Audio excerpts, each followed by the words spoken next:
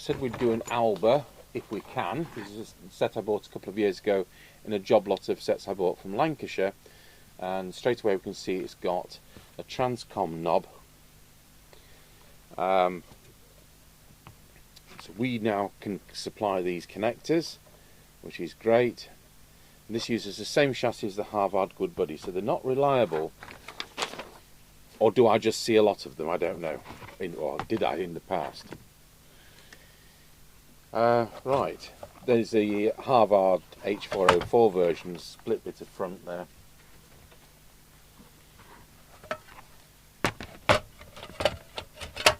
No speaker.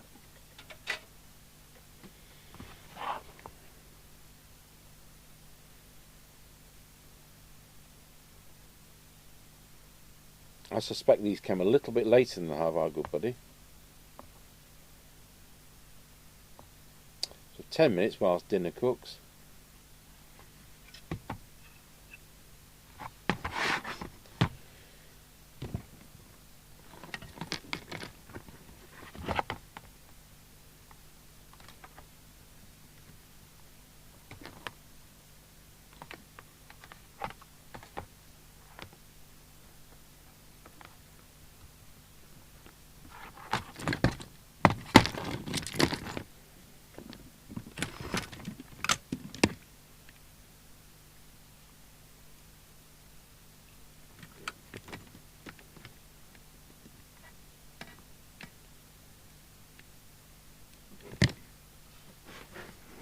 And I expect there's the same funny mic arrangement that you get on the Harvard Good Buddy. See whether it powers up.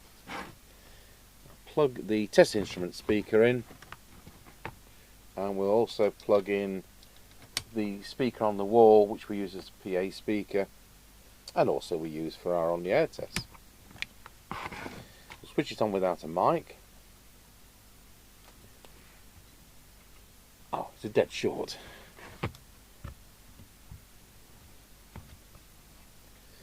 Right.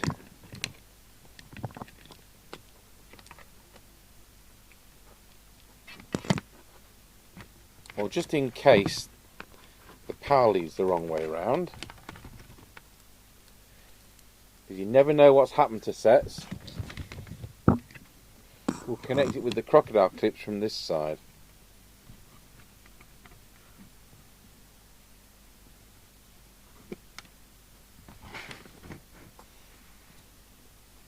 That's better, isn't it?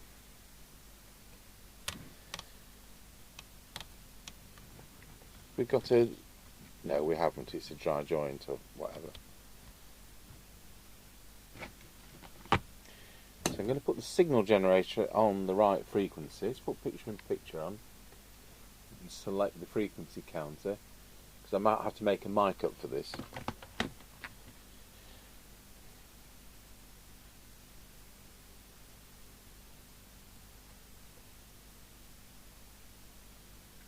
So we go channel 20, 27.79125.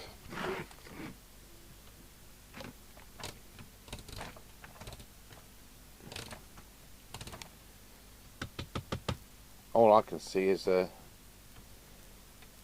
gains to full. We're in normal, we're in CB.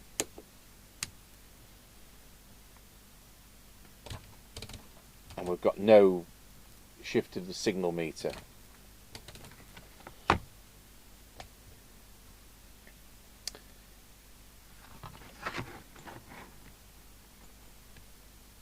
Oh, I can't see any big cracks in the board, which is another thing. In fact, internally it looks in good condition. They are susceptible to rust, and this has a tiny little bit. Yeah, I think it's on the case, actually. I'll just go and see if we've got a mic. Right, folks, I've made a mic up to this, and it's actually transmitting. So, done a mic, I've labelled it Harvard Good Buddy. And we've got the Harvard Good Buddy layout, same chassis. We've got the square kit from the instruction book, and the first thing I've observed, is got the frequency counter up there, is we've got 27, 7, 8, 9, 8, 9. So it's quite a lot off frequency. So let's just do that first. Fingers crossed that it will do it. And the reason we got no receive was that the volume control is very dirty. So we go, that's 128, that'll do me. As you can hear, we have got receive. So just go through the transmitter. At the moment,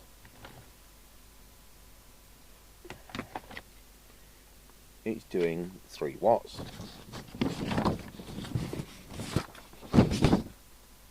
We ought to be writing this down, but we're not at the moment.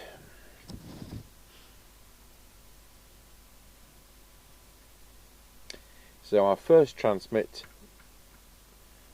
one is that. That wasn't far out at all. Now doing 3.1. 3.2. If it all goes up like this, we'll be there, won't we?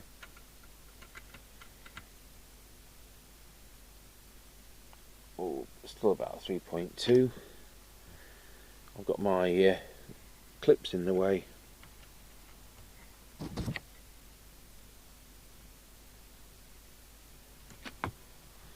Okay, so what we got left?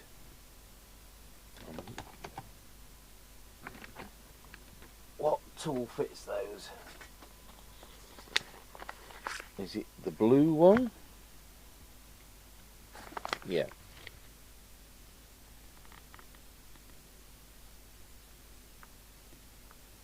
.8. 3.8.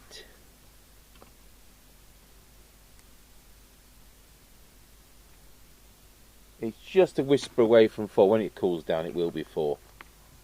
Oh, good. So we'll look at deviation on this test set.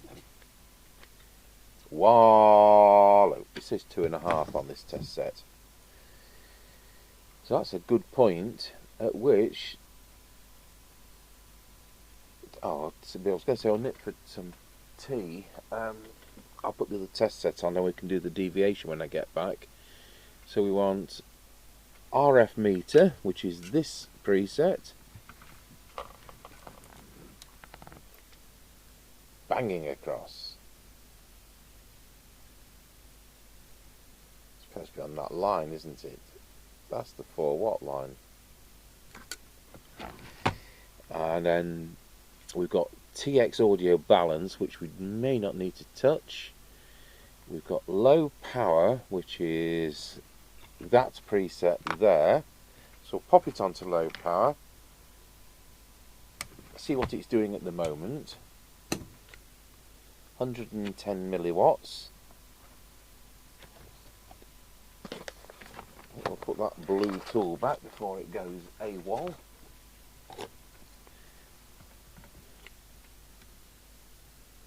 Oh, 400 milliwatts. Wow. Go back to full power, and it's now doing a full 4 watts.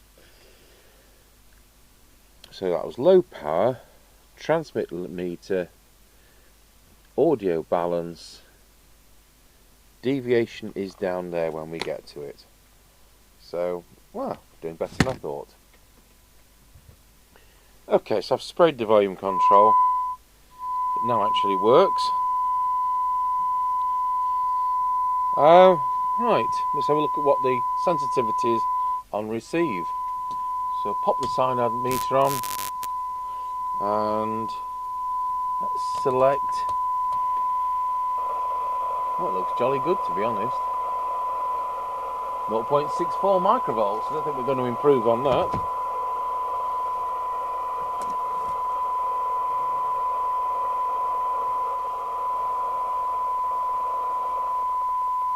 dBs 1.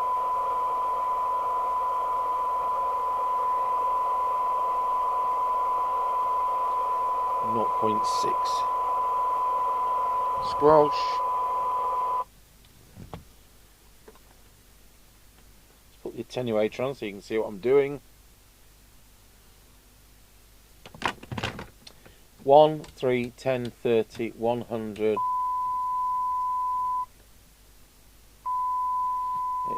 It's not bad, it's 175 at full.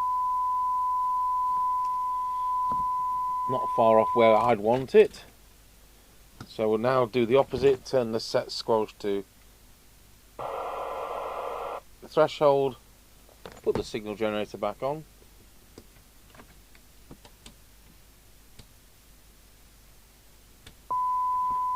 Well, that's not very good.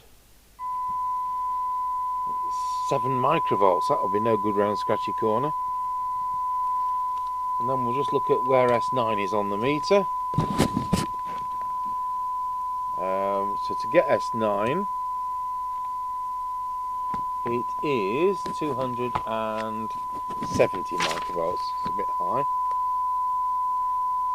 So that would make it a lazy needle Good Buddy.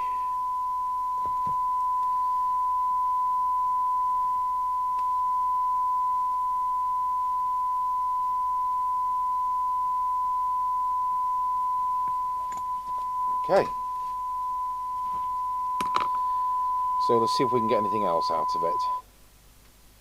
So we'll go over to the SINAD meter, we won't, we'll go over to the oscilloscope. We'll put 100 microvolts on and turn the volume for a sensible waveform. And the detector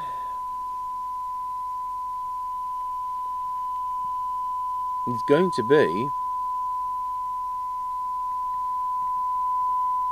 probably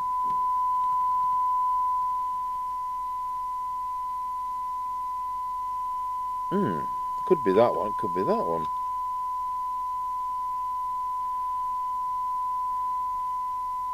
It's not that one.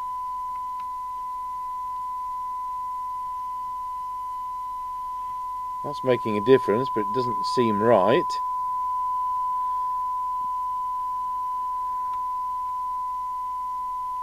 Not that one. It's not that one. Time to look at the squirky diagram. No, it doesn't have a normal kind of receive, does it?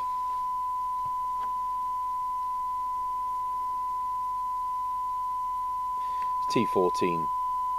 That's 14. No, it's 16. T16. So it's next to the TA7130.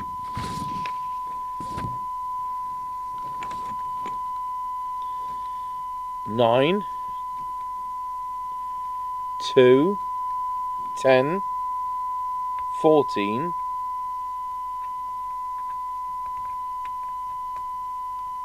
13, 15, which I hadn't spotted, and 16 in a naughty corner. And if I'd looked at what my diagram said, it said it was down there.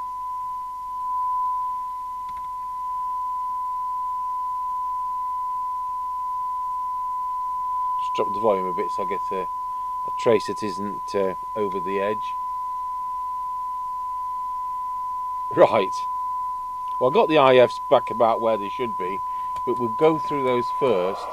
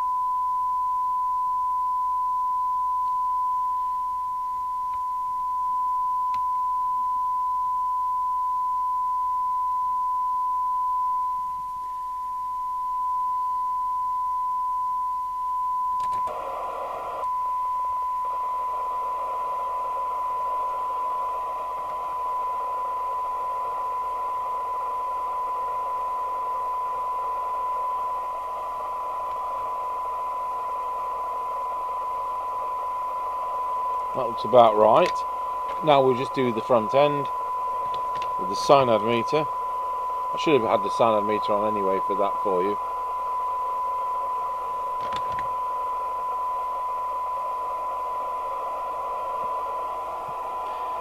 So what have we got? Just two?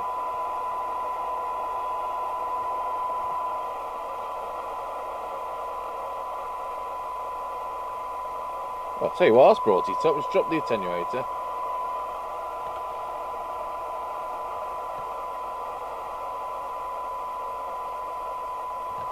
And drop the attenuator again. See whether we can gain anything else. I think that's where we're going to be. Oh, this one's looks pretty hot. Let's see what we've got now on the scale. It's now 0.38. Wow! I didn't expect that.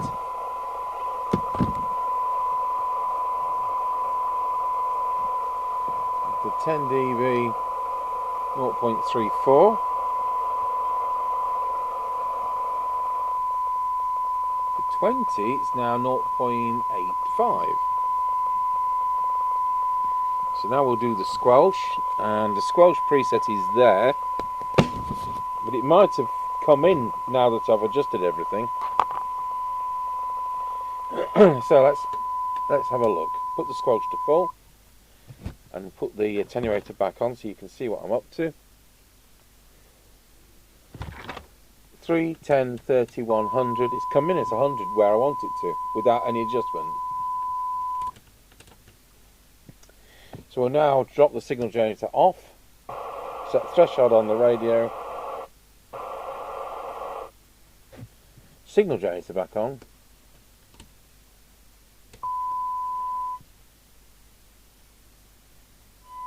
two microvolts. That's not good. I'm going to be really careful. Some sets are like this, aren't they, with the squelch. Oops, turn the signal generator off. Really carefully set.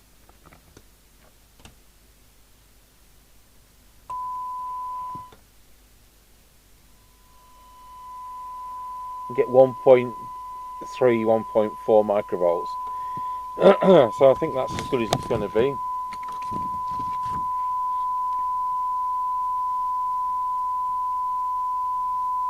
I don't want to adjust the preset. It's coming in right at the top end. So that's another thing done.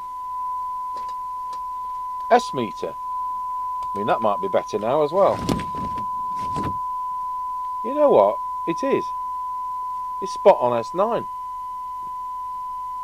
without any further intervention. So we would have had to adjust the preset there, but we don't because it's now right. So that's 100 microvolts. We never tested PA. Testing 1 2, testing 1 2, 1 2 1 2 1 2. That works, and you can adjust the volume, which you can't on all sets. Channel 9 switch.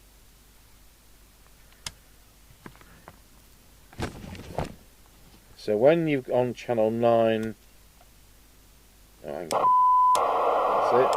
Yep, that works.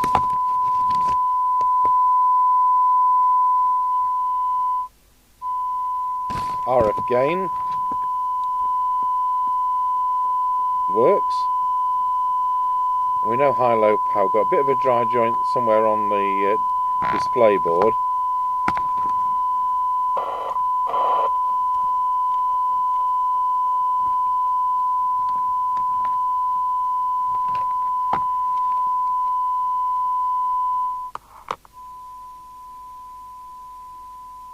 Right, we've just got deviation to do.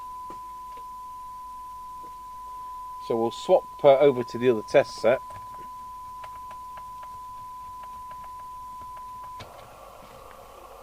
I'm going to have a look in my junk front box in case there's a better front. You never know. I doubt it. I keep buying them in when I see fronts suitable for what we do. trouble is you usually end up with a job lot of 20 and 18 of them are for illegal radios. So it's absolutely pointless. Wallow. Oh, it's a bit high. It's about 2.7 absolute peak. So where's the deviation control? I mean, it's not far out, but we're here to make these things right. Somewhere down there.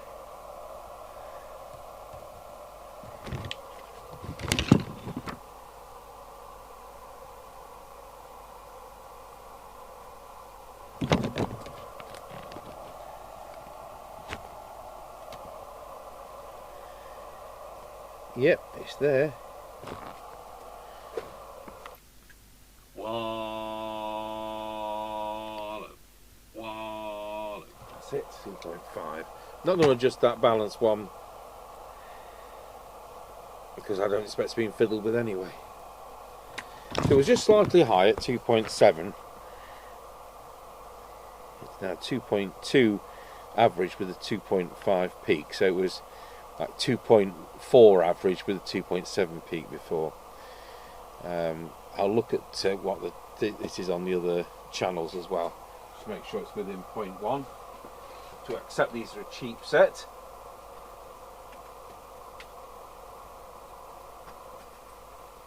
So whilst the Harvard Good Buddy sold for £18 if you were lucky, I don't think I saw these under the $49.99 type of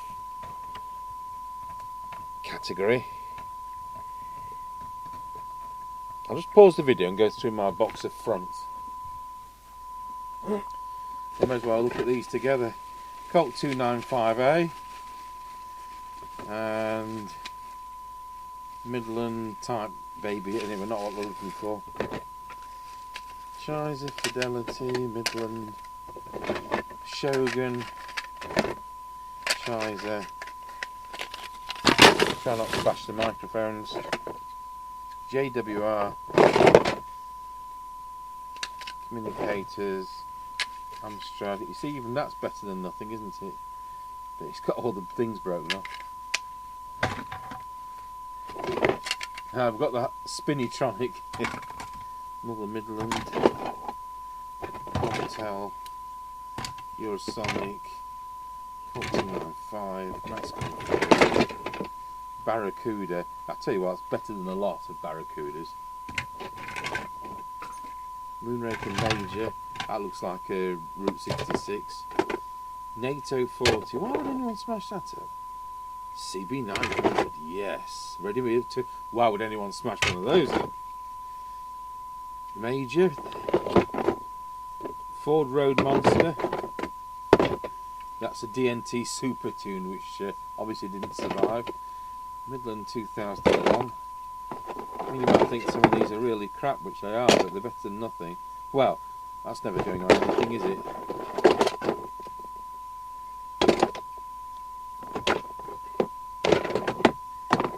York 867, yeah, right.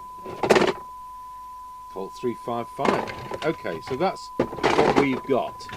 This is, what, 30 years of buying scrap fronts. Very, very rare we generate scrap fronts because I tend to be putting sets back together rather than smashing them up. Sometimes we buy scrap chassis and end up making them work, and then we've got a front for them. And then I put a video out to say, has anyone got lids for such and such? And you know what?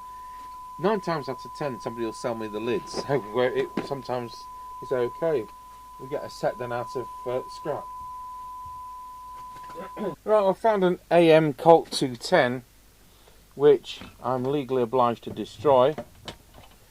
So we'll make a start.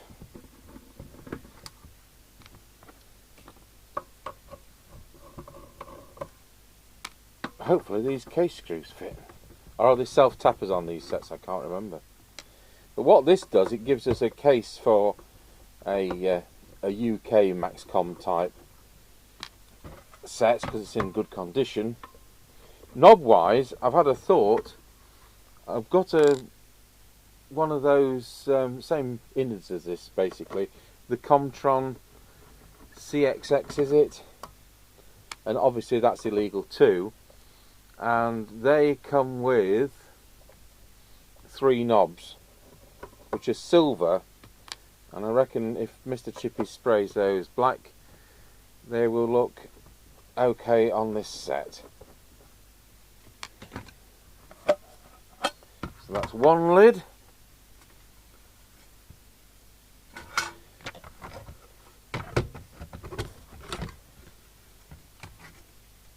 I've gone to all that trouble all this time and I've forgotten to put the soldering iron on. There's things we can recover out of these.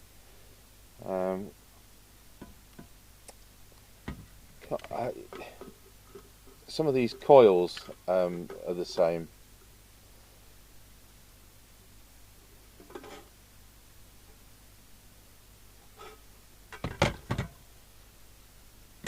Right, let's see whether that's warmed up.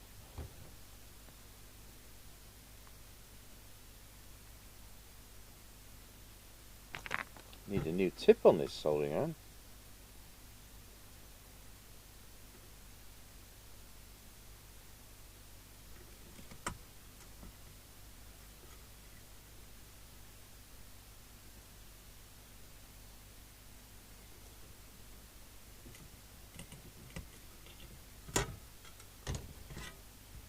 That just simply goes into the box pile of chassis. And this is a possibility that it's going to fit. So we'll get our multimeter and make sure it actually works.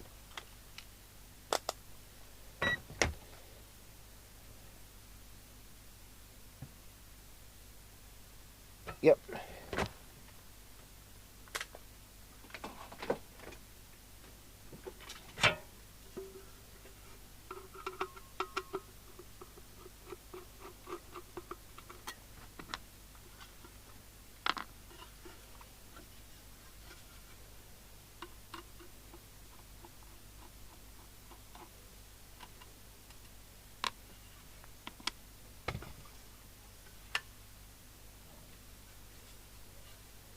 Make sure it's not full of bits like it is.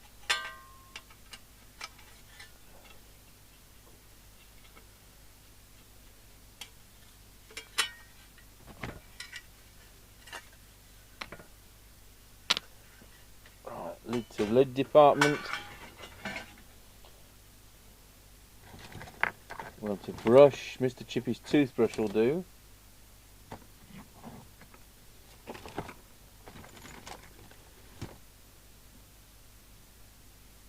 I bet you'll tell Mr. Chippie what I'm saying while he's not here, because he does Facebook, whereas I don't.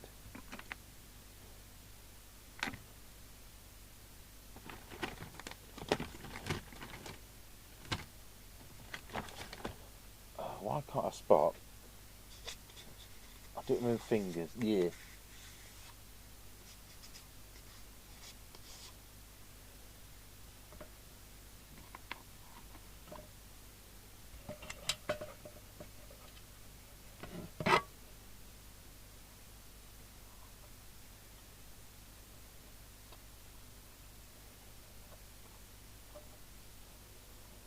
Between now and the on the air test, I'll stick that case in the vise and get rid of that kink.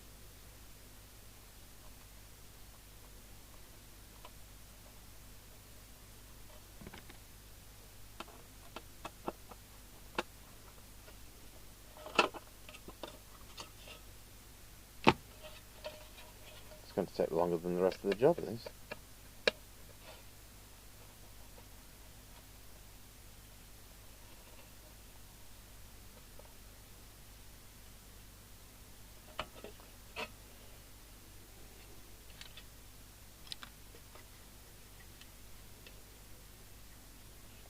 I'll tighten that up for now.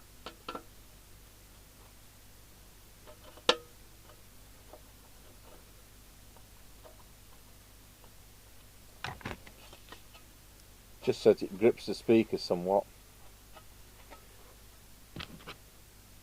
Let's get rid of the original screw.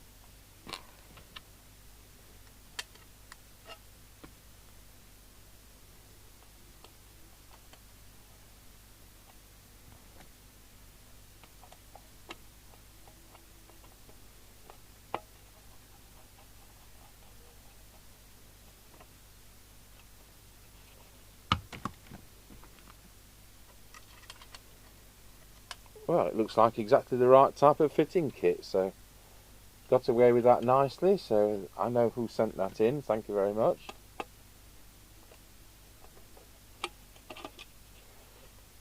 I mean, that saved putting a cheaper new speaker in. And it's not like the cheap new speakers are even cheap.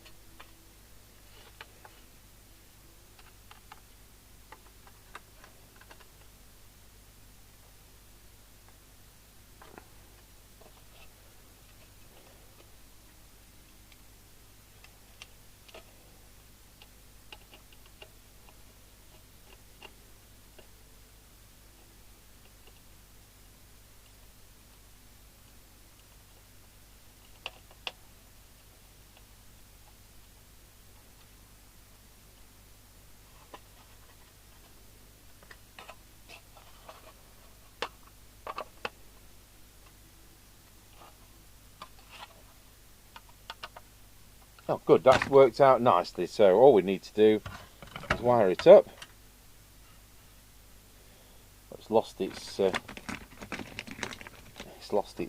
conductors, hasn't it? So I'll just redo that. Just use the side cutters because I can.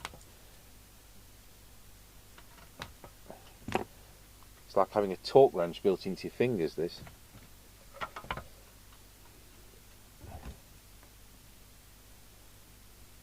Let's get another soldering iron tip ordered.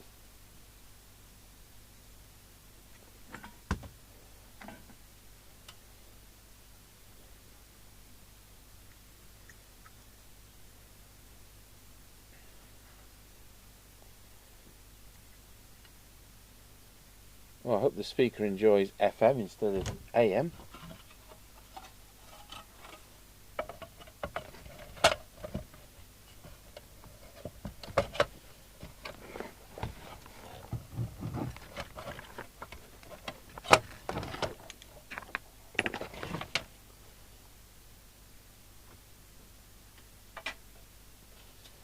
Do you like the insulator?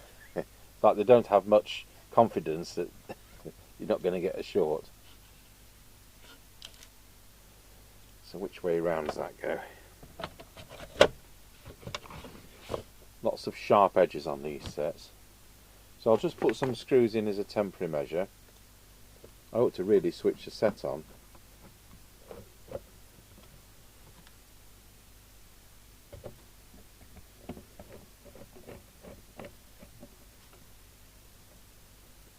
Put the power back on. Oh, we're on that power lead, aren't we?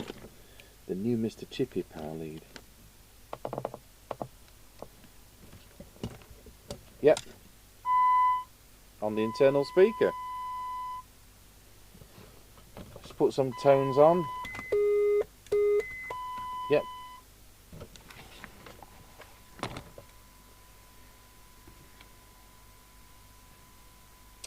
So by the time we've put a mic on it and we've put a power lead to it and we've done the servicing, it's not a cheap set anymore.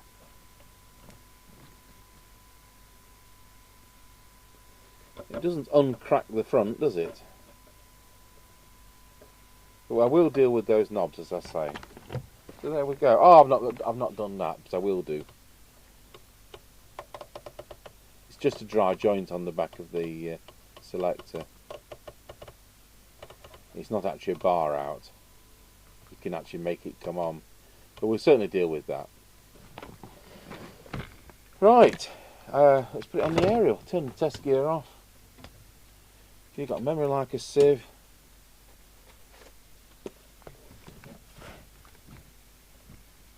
dry joint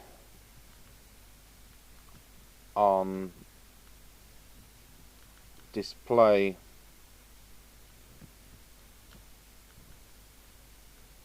tens digit. Just a reminder that wants doing.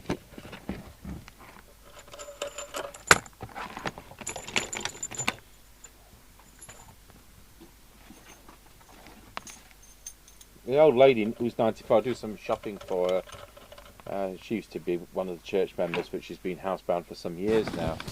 And she likes to be shopping at very expensive shops, which is a Yorkshireman. hurts me. I got some tomatoes from Marks and Spencer's for £2.70, and I thought, oh, you know, what's nicer about them than the 79p ones out of Aldi? But there you go, it's her money. And she says, you know, you do nothing but mend things, don't you? You restore the organs, and you do the two-way radios and the radiograms and the record players and things. Why do you buy new things for a change? You get them out of the box. It doesn't interest me at all.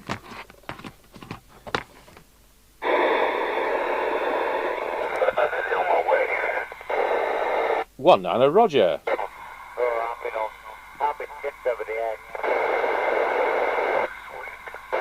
He's off frequency, isn't he?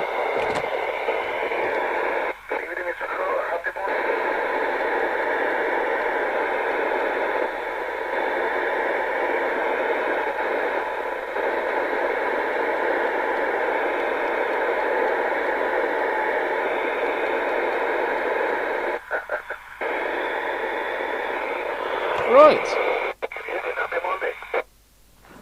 Well, there we are. The Alba CBM5 from about 1983 using the Harvard Good Buddy chassis. So just need to sort that digit out and sort those knobs out. Thanks for watching.